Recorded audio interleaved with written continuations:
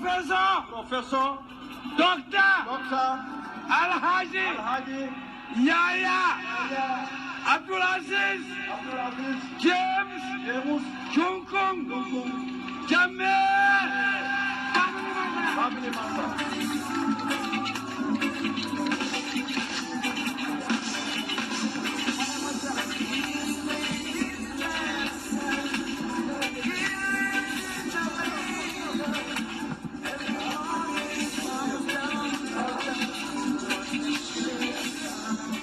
أعوذ بالله من الشيطان الرجيم بسم الله الرحمن الرحيم الحمد لله رب العالمين الحمد لله رب العالمين الحمد لله رب العالمين.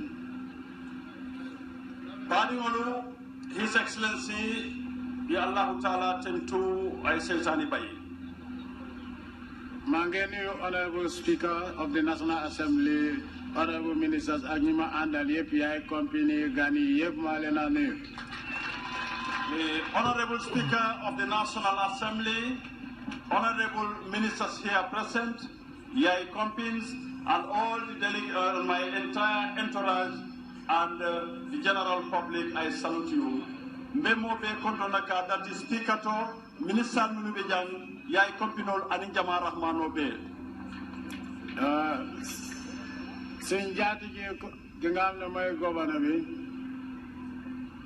dafa am tiis mooy toos de papa moo gaañu kon maa leen a ñaan ñun ñëpp ñu taxaw 1 minute ñu defal ko Fatiha ñu ñaanal ko dinaa oo Imam Touré mu def ñaan. أعوذ بالله من الشيطان الرجيم بسم الله الرحمن الرحيم الحمد لله رب العالمين الرحمن الرحيم مالك يوم الدين إياك نعبد وإياك نستعين اهدنا الصراط المستقيم صراط الذين أنعمت عليهم غير المغضوب عليهم ولا الضالين اللهم إنا نتوجه إليك ونستغيث برحمتك وأنت أرحم الراحمين اللهم أن تغفر لفقدنا بغفرانك اللهم اغفر له وارحمه وآفه واعف عنه اللهم اكرم نزله اللهم وسع مدخله اللهم اغسله بالماء والثلج اللهم ادخله الجنة يا رب العالمين سبحان ربك رب العزة عما يصفون وسلام على المرسلين والحمد لله رب العالمين. Mangejale governor bi Ako abe governor kontonna sangola I want to Mangejale North Bank yep ani North Bank be ay konton governor famala sangola maa leen a tentu tamit si welcome bu rafet bi ngeen joxe. I want to warmly thank you for the warm welcome that you have accorded to me. Mbalu tentula bake ale bendu nyima min kenye. Waaye nag disadvantage bi nga am mooy. But the disadvantage that you have. Ku nekk ang leen a xool. You are the role model. Everybody is watching at you or observing you. CRR ñu ngi leen a seetaan. CRR region is monitoring you. CRR bal hakilo to al kanne. So gisee lu tax all the time URR ñoo dee jël poste si provinces parce que ñoom ñooy last pour receive ñoom dañ dee seet li ngeen def li ngeen desal ñoom loolu la ñoo feccal. The reason why those in URR normally take force in the grand welcoming is because they've been watching or monitoring the previous ones starting from North Bank to CRR and they develop on that to make a rousing welcome better than the previous one. Ako akaminfo niaje URR ka fosta pendur bato e ka korosiro folo janneto ye CRR tajibe biti dol fanan minube URR ye fam parende ka kuke min tambita ye min folo je minuna folota. What I want to clarify to you, Sumatobi is not political tour. My tour is not a political tour. Nanyin tamo manke politics tamote. And I am not here to campaign for elections. Mantarajang campaign yola pour carte fayola. If I want to campaign, then I have belittled myself and I have degraded myself. Ningla nyanda ka ulika campaign yo ke woto ndengam fondale adu fanan ngam fanki to dim fannale. If I want to come out for campaign, it means I have belittled myself and I have degraded myself. Billahi wallahi ta'ala, I'm not going to campaign for election. I'm not going to campaign. Wahda kone du campaign pour election a kalita ako ate campaign kela pour election. For 21 years, if I have to campaign, then you people are not grateful. Ako sangi mwani kili nata nyanda campaign kela pour election wodo altol almam foreya.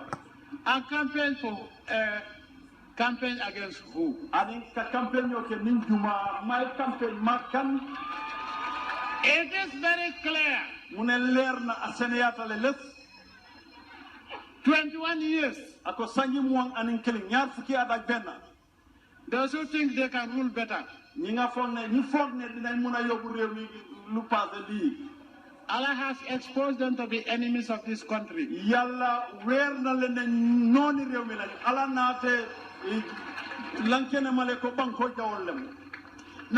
if there is anyone here who from 1996 to date, who has ever benefited a bag of rice from the opposition, come forward and you swear to the whole Quran, I'll give you $10,000. Kan mo mosa am dimbal bu isaku malo bu baye ko ci opposition no gagnew taxawat fi jumala se wakali no janko biri 1996 fo bi la jumala hani mani boto ma koy rosodo ka bo opposition no jang yena loje alquran o takki. In this country, ako nyimbanko kan mu ne ci rew mi we don't have opposition. Mu ne amuñ opposition ako man opposition on soto. But we have our opportunistic evil people being used by the West to mune ñing am modi ñoo xamne ne ay nit seytaane la yoo xamne lañ toppa di ut loo xamne loolu lañ bëgg amal seen boppa seytaanum tuwol la min yaalon ko be lafari fantu feñ ñino lay fay bari man opposition o soto. These are the people that are being sponsored by the West to destabilize progressive African countries. Gambia is a country that will fail. The West will have failed for 21 years, and they will fail to destabilize my country for the next 1,000 years. And any Western country that wants, try me and see. Konjunule mwolti mini alonko, tulijila bankula mwolu ke depas, kuri e fata findu mamandi e fidol natije, adun sanji mwani kili nyimbanko betama ka nyami, tilijila banku me dadu nje purka na banko mako iriwa kwenyito, woto fengo fembe bandara banko loko ika dole suku le jang, kuri se masibo uli nija wala ka fitno natije, ibe fellale ila kwoti tala. I don't beg them, I'm an independent, proud African, and I will tell them what they don't want to hear. What is wrong with them, they don't want. It's only the West telling Africa what to do, especially democracy. How can former colonial masters who exploited and looted this country without democracy come and teach Africans about democracy? That is an insult that I stand up to. That's why they don't like me. Do I care? I don't. They can go to hell. Na haji tije yeta jahannama dimba wulen kono jana nule motu mini yalon ko ye marajang imam fen nati nyajang fengo fen mi yalon ko ya ke immango e man tusle ke mole jang fodinde la haji le bodo wolle be lori ka fo démocratie la carol altani démocratie la tenen na haji te la ko dum. Let me make it very clear. Ako ngani kumo senani maleral wahji. There is no single Western country that wants to see an African country develop. But whether they like it or not, we have been developing for 21 years, and we will develop for the next 1 billion years. There is no Western country that can stop it. Tulijila banku de kere min laftaka Afrika ke ay yirwa ay ta nyato ban dola Gambia jan sanji morning killing mbe jangbe lorin fongoye mbe na katakol ke kan adu mbe yirwa la le ko mbe lafla la nyame adu tel jikelela. I am a better Democrat than all the British system combined.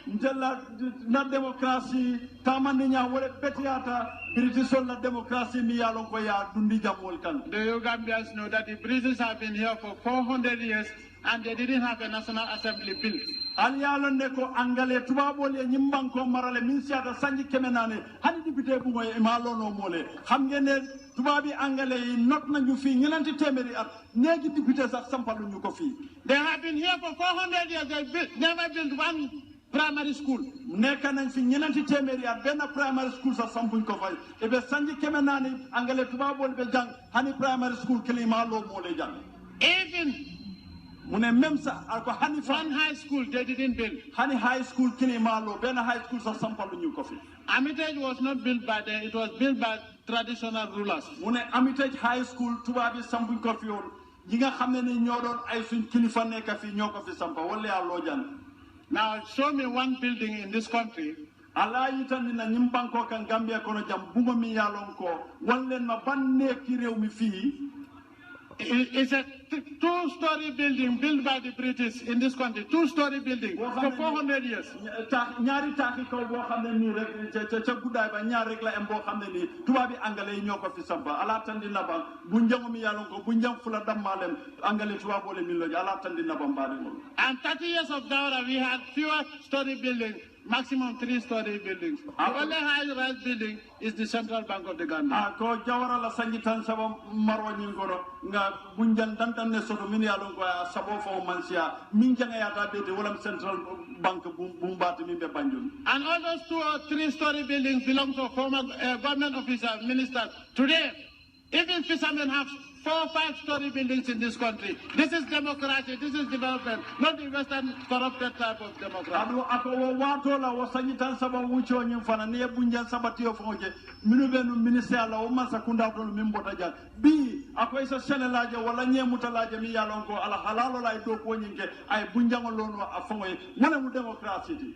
They are jealous of our development with independence. Yen hasidia na yirwa nyineto aninna fan soto dañu añane ci suñu yokkute yi nga xamne ni am nañ ko fi ak liñ mom suñu bop gaddu suñu bop. I bow down only to the Almighty Allah and to my mom, nobody else. Ndebe sujudu la ndama so ala dona ani ngulu bama bara manke modi man de ñaari rek lay sujudal moy yalla mi ma sak ak yaay ji ma jur. Let me warn you, those evil vermin called opposition.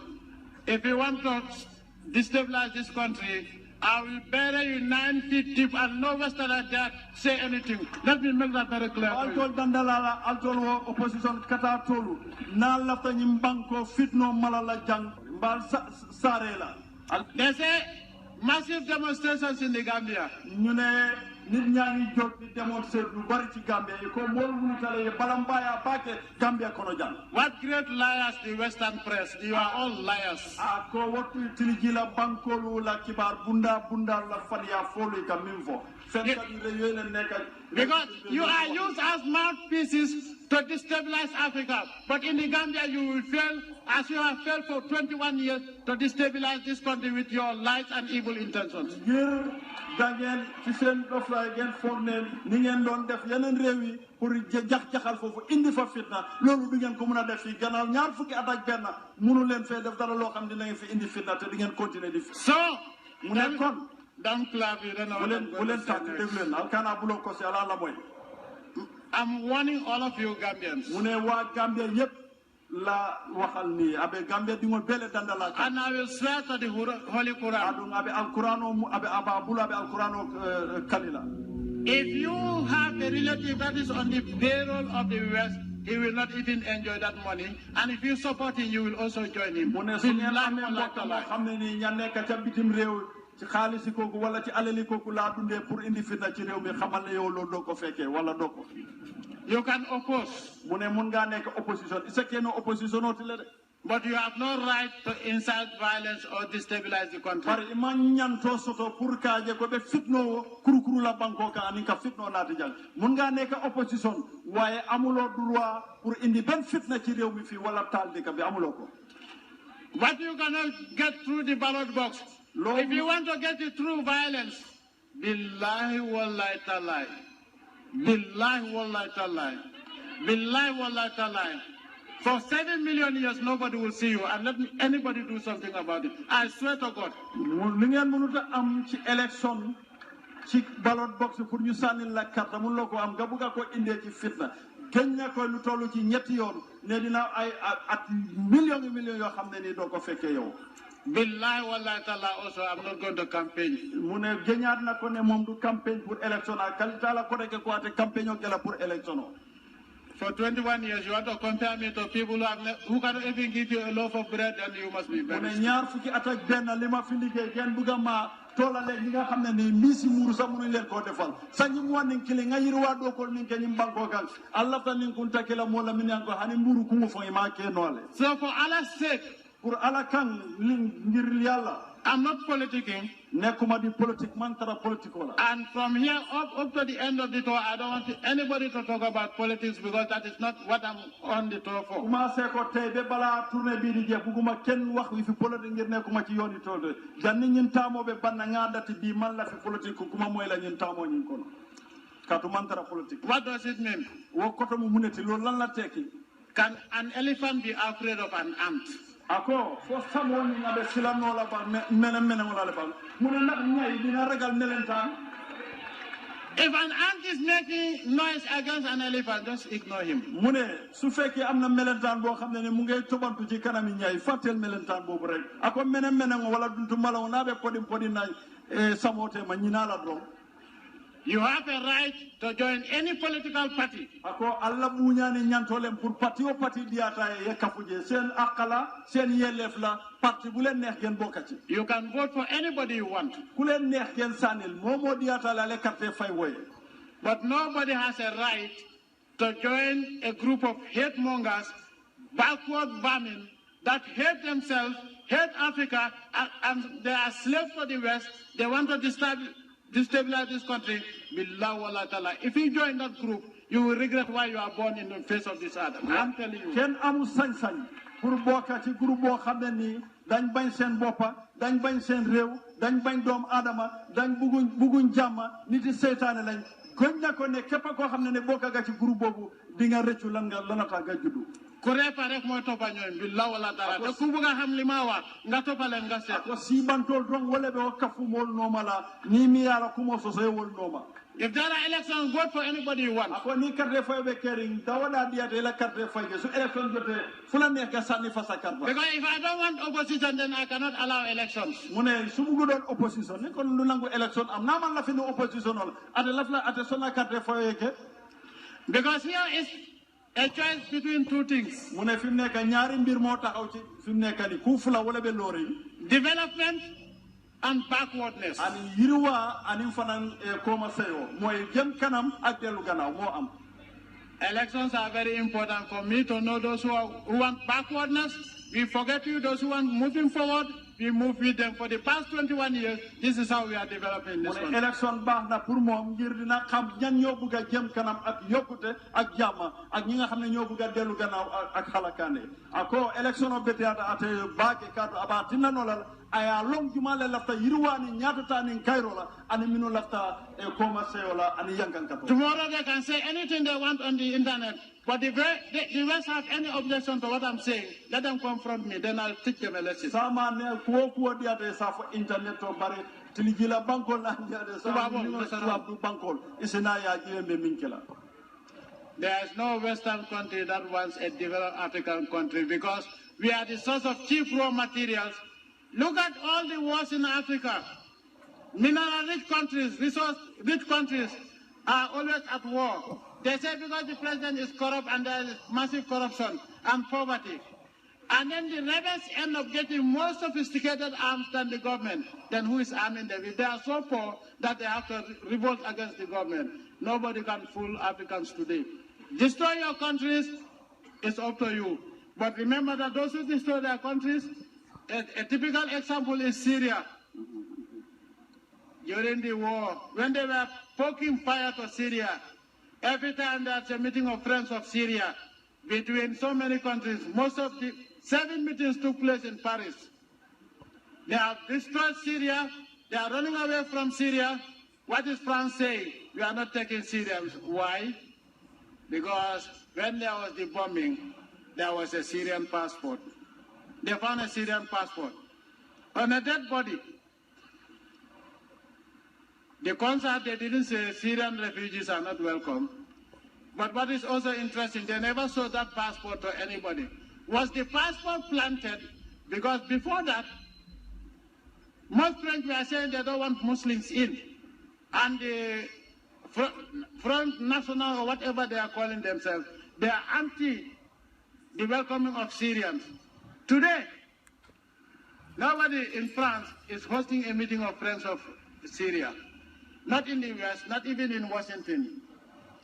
You want to be like Syrians, Gambians? No. You think I will sit These young, beautiful children, instead of going to school, running across, going to the sea to go to somewhere else where they are not welcome, I would rather die. In fact, it will not happen in this country, and it will never happen.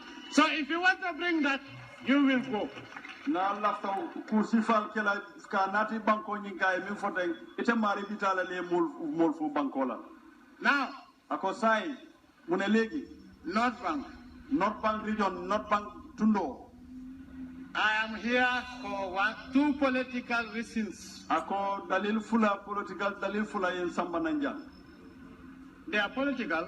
Ako political lem karola. And that is farming, feeding yourself. Awadu wala mu senoti pour ngam fambalu ni modi ne ñaari mbiri ma fi indi ñaari mbiri politique la benn bi modi pour baby pour ñu dundal suñu boppa. To be quite honest, I'm shocked today. Mu ne fitam dafa dem tay dafa tiit. Why?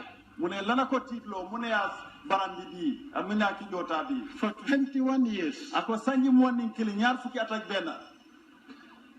Each time, around this time, we come on tour. Wate ñin tumola nin nata tamola sa yu ñëwé to ci jamono ji. The Badibunkas would have cleared all their fields in preparation for the rainy season. Mu ne Badibunka dinañ ruuj seen tool yépp pare nawet bi Badibunkol kela kunkol bes fita ye samanya parendi. Today, I didn't see that. Ako bi aman kunku fito jere gisu tool yi ñu ruuj.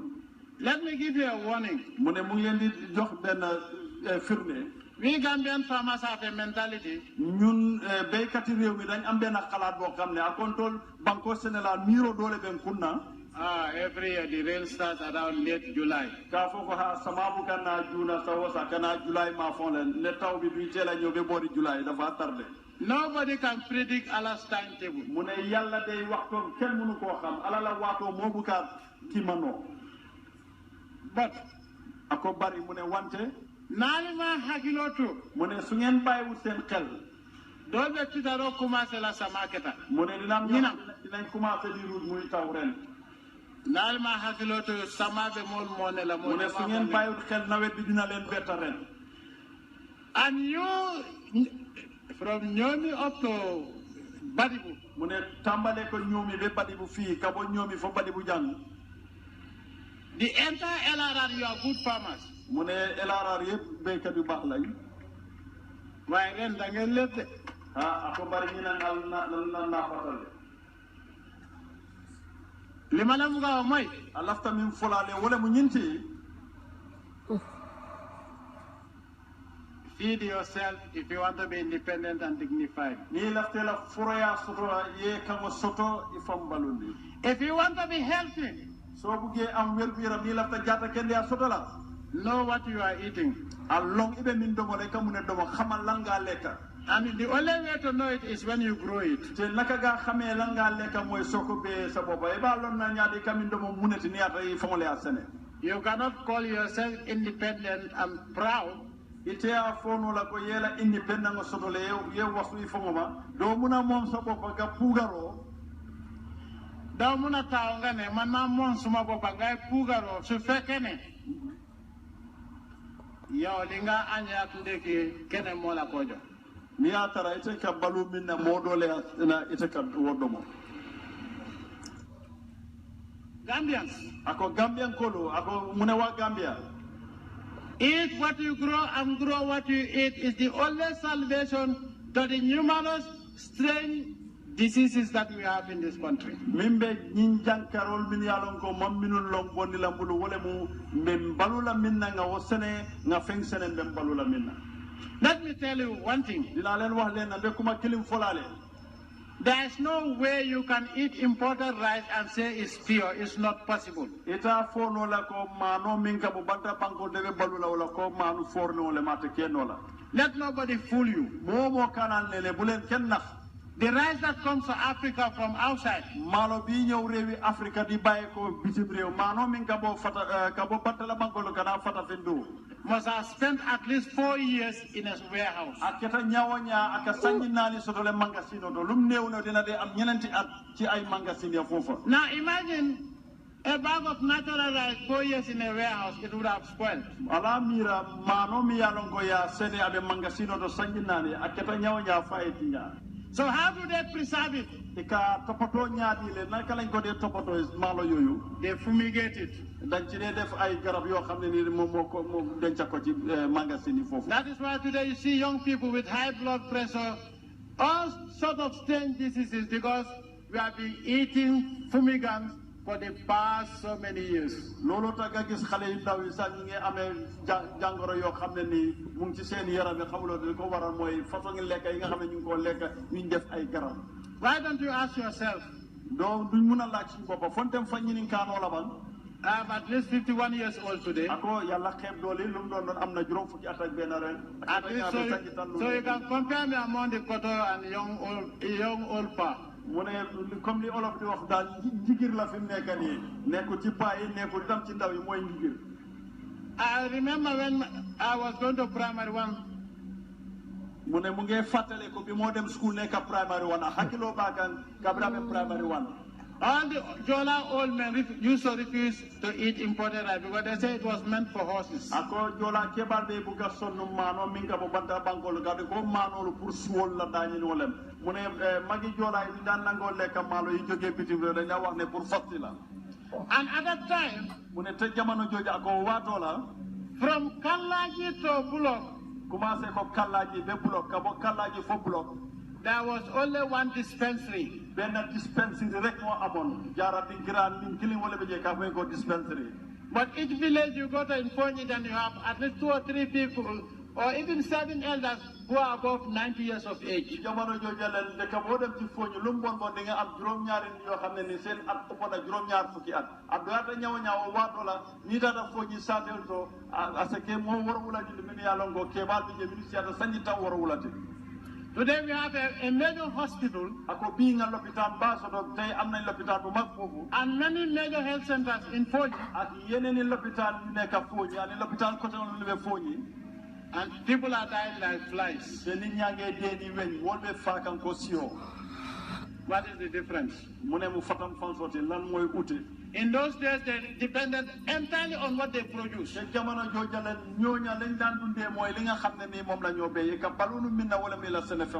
is why they live long, healthy lives.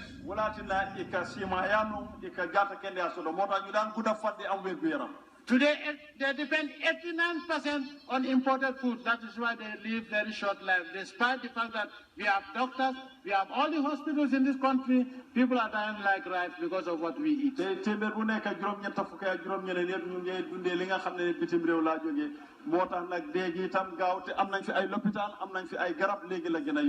So if you want to live long, healthy life, dignified also,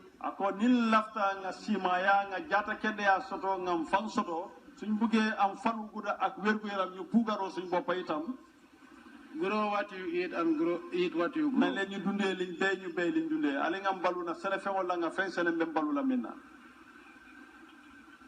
If we grow what we eat,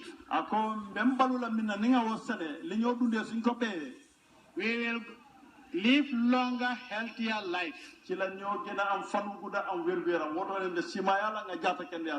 And we will also be independent and dignified.